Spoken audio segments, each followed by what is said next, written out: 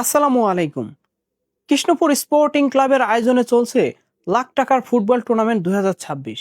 টুর্নামেন্টের গ্রুপ পর্বের শেষ ম্যাচে আজ মুখোমুখি হয়েছিল মকসেদপুর ফুটবল একাডেমি ও জামালপুর স্পোর্টিং ক্লাব রাজবাড়ী। খেলা শুরু হওয়ার আগে জাতীয় সঙ্গীত পরিবেশনের মধ্য দিয়ে শুরু হয় আজকের গুরুত্বপূর্ণ ম্যাচ। দুই দলই শক্তিশালী খেলোয়াড়দের নিয়ে নিজেদের দল সাজিয়েছিল। আর চমৎকার আবহাওয়ার কারণে ম্যাচ শুরুর আগেই মাঠে ভিড় জমাতে শুরু করেন অসংখ্য ফুটবল প্রেমী দর্শক। আজকের ম্যাচের অন্যতম আকর্ষণ ছিলেন এই টুর্নামেন্টের প্রথম বিদেশি খেলোয়াড় জনসন।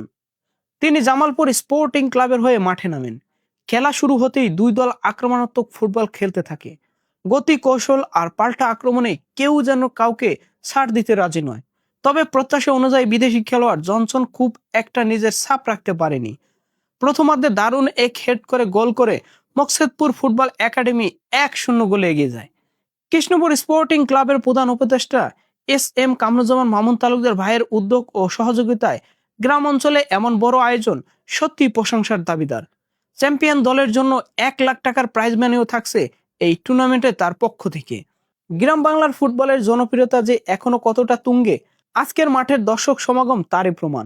মনে হচ্ছিল পুরো জনপদ যেন নেমে এসেছে ফুটবলের এই মহরণ দেখতে। দ্বিতীয়ার্ধে ম্যাচ ঘুরে দাঁড়ানোর জন্য মরিয়া হয়ে ওঠে জামালপুর স্পোর্টিং ক্লাব রাজবাড়ী। তাদের আক্রমণে গ্যালারির দর্শকরাও করতালির মাধ্যমে উৎসাহ দিয়ে থাকে। বিশাল থ্রো করার দক্ষতা গোকুলও কয়েকবার সুযোগ তৈরি করেন, তবে সেই সুযোগগুলো কাজে লাগাতে না পারায় শেষ পর্যন্ত কাঙ্ক্ষিত গোলের দেখা পায়নি জামালপুর। ফলে শেষ বাঁশি বাজার সঙ্গে সঙ্গে 1-0 গোলের জয় নিয়ে মাঠ ছাড়ে মকসেদপুর ফুটবল একাডেমি। আগামী শুক্র ও শনিবার অনুষ্ঠিত হবে এই টুর্নামেন্টের প্রথম ও দ্বিতীয় সেমিফাইনাল। কে যাবে ফাইনালে, কার হাতে উঠবে লাখ টাকার চ্যাম্পিয়ন ট্রফি, সেটাই এখন দেখার অপেক্ষায়। সঙ্গে থাকুন আর উপভোগ করুন কৃষ্ণপুরের ফুটবলের এই মহা জমজমাট আয়োজন।